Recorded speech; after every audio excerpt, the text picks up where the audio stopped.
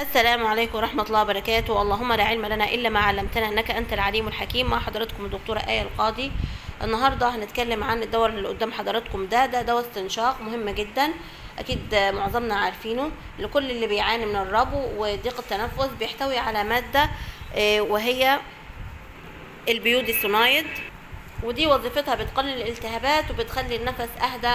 بس خلي بالك انه ده مش دواء سريع وقت الازمات، يعني مش دواء في الطوارئ، ده لازم الدكتور يكتبه.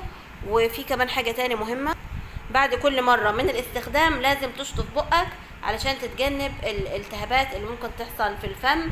باختصار البالماكورت بيساعد على تنفس براحة اكتر واروق.